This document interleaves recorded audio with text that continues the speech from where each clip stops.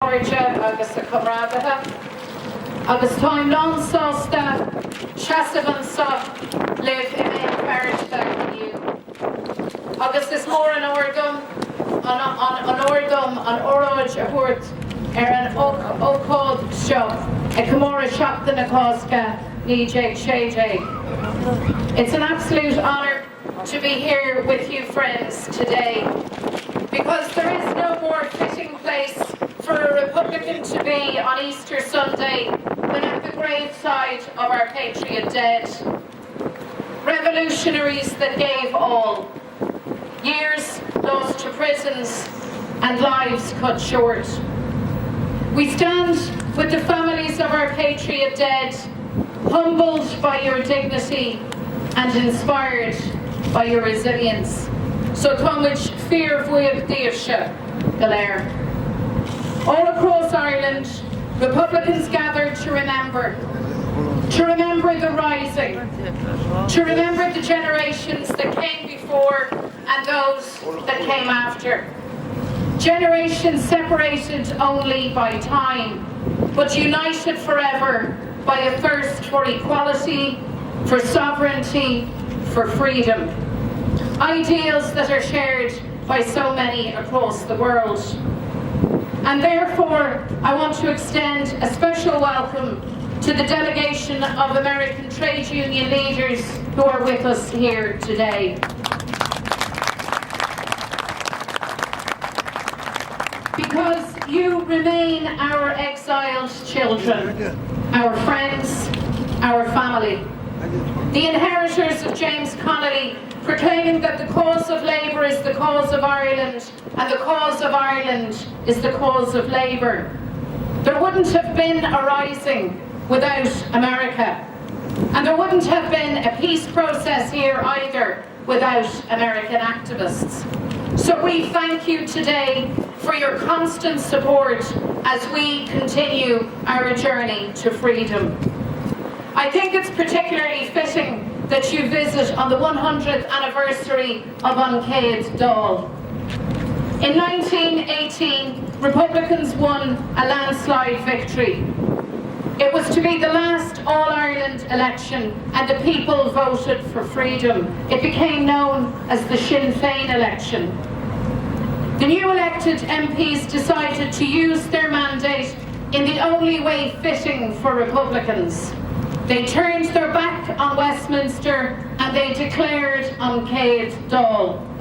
They were proud abstentionists, and today we remain proud abstentionists. Our place is here in Ireland. That election returned the first woman elected to Westminster, Constance Markievicz, the most unmanageable of revolutionaries. 100 years ago this month, Markievicz was appointed Ireland's and Europe's first female cabinet minister. So this was truly a revolutionary generation, a generation that put equality into practice. A generation that was betrayed by a counter-revolution and a carnival of reaction. An Orange State was born.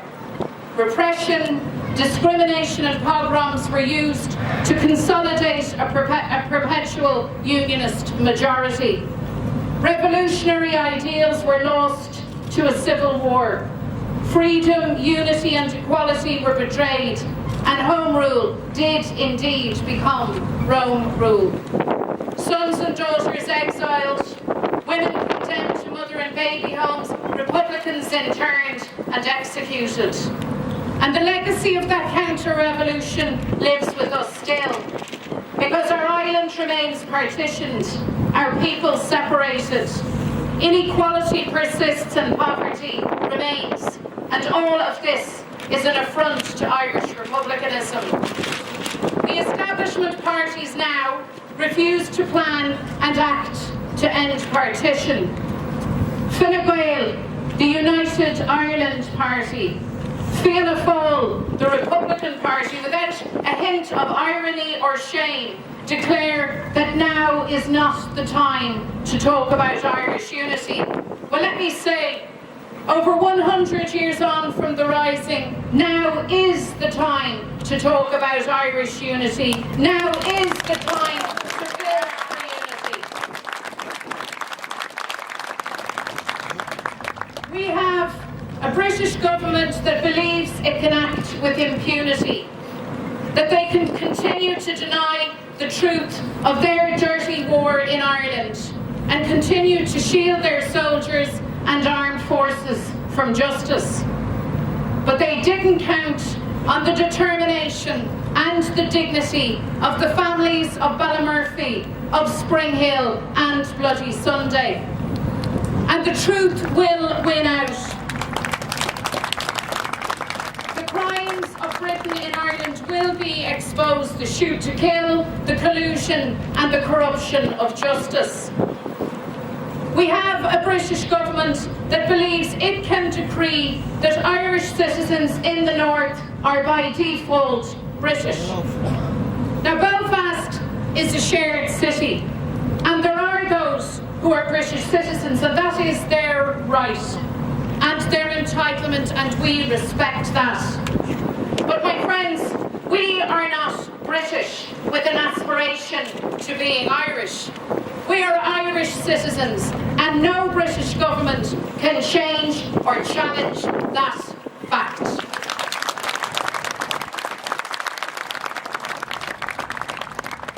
The Taoiseach has told us that Irish citizens in the north will never again be left behind.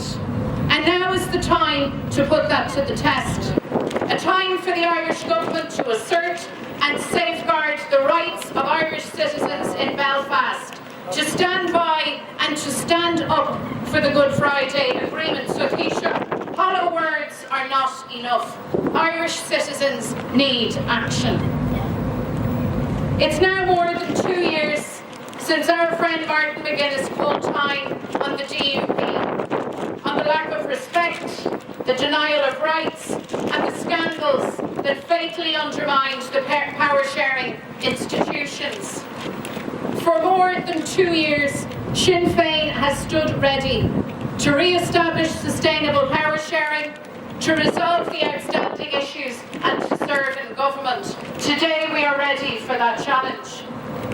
However, the British government and their pact with the DUP have stalled and stymied political progress. And the fact is that the current stalemate that we have cannot continue. Last year, we reached agreement with the DUP leadership to re-establish power sharing, but they walked away. And in walking away, they refused to honour the agreements and to work genuine power sharing. So now we are left with political instability and continuing stalemate. The British government, by way of response, threatens direct rule. Let me say very, very clearly that such a move would be an effective thinning of the Good Friday Agreement and its institutions, and that this cannot, must not, and will not happen. If the DUP is not up for genuine power sharing, the delivery of rights and equality, then the Irish government must act. There is now an urgent need to convene the British-Irish Intergovernmental Conference. And in the absence of power-sharing institutions, the alternative is not direct rule, but a new British-Irish partnership, a joint authority to implement the agreements and to safeguard rights. Seo an rialtas céannas sa bhreatain ar chreideann gur féidir leo a hill bhrú ar éireann. Chreideann siad gur féidir leo an bhreatain a bhrú I gcoinne bhíonta an phobal agus lasa or náisiún. Chreideann siad gur féidir leo teorann crua a bhrú orann, ach ní féidir leo. Tá an bhealach chun an bhreatain a harú sa léir. Tá an bhealach chun an teorann in éireann a glanadh. Tá an bhealach arás chun an Aontas Eorpach sa léir fásta. As Brexit looms against the democratic will of the people and threatens to undermine our agreements, our rights and our economy, the way forward is increasingly clear. The Good Friday Agreement provides for a referendum on Irish unity, and that referendum must be secured and must be won.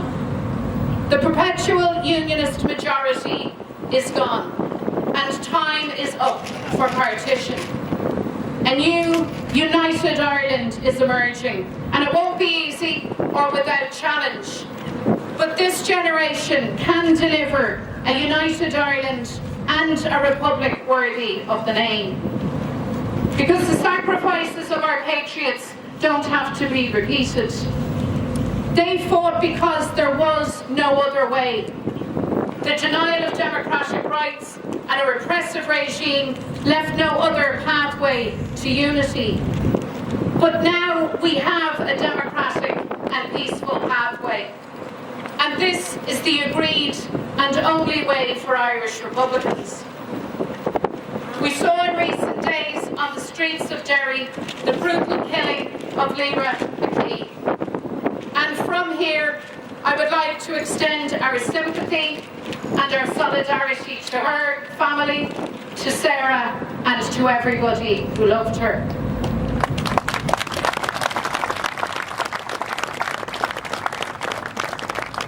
There is now no cause progressed by armed actions.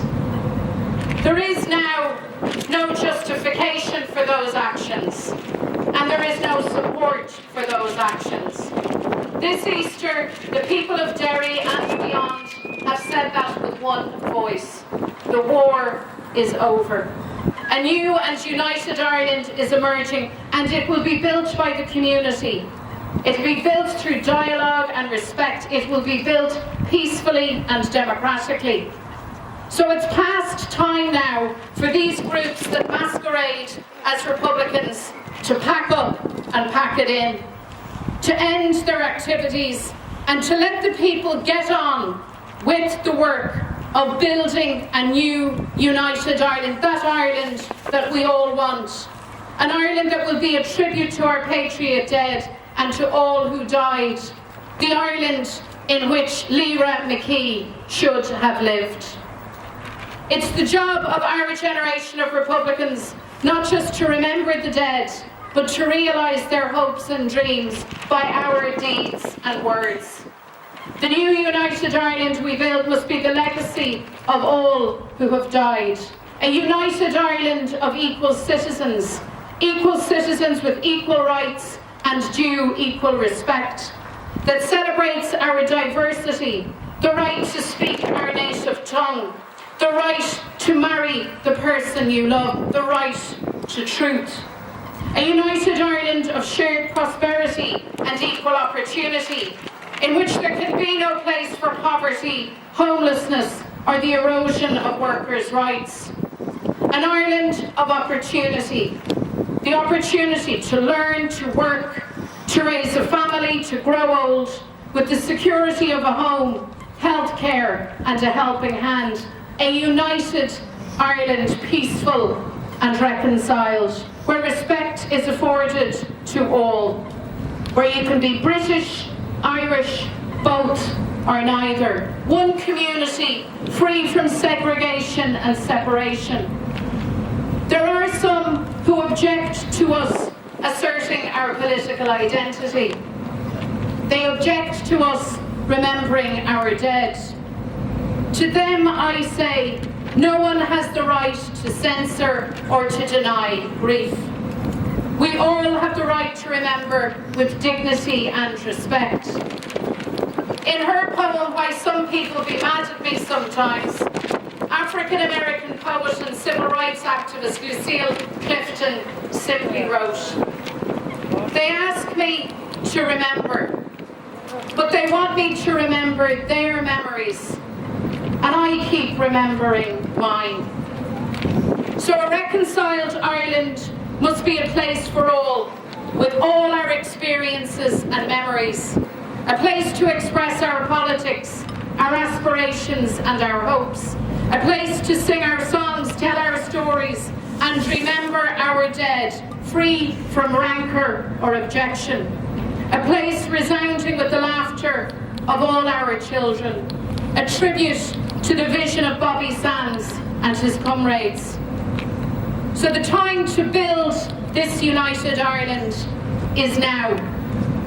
In the coming weeks we'll have elections north and south, and this is an opportunity to put forward our vision of a new united Ireland, and to do so with confidence and with generosity. Electing Sinn Féin councillors across Ireland makes the difference. Electing Sinn Féin MEPs makes the difference. Sinn Féin is a party that thinks nationally and acts locally. We are internationalists and value Ireland's place in the world, standing against injustice and persecution, standing for peace and equality. Our struggle is one of hope and perseverance, of hard work and sacrifice, of standing up for what is right and refusing to bow down. That is the Republican way.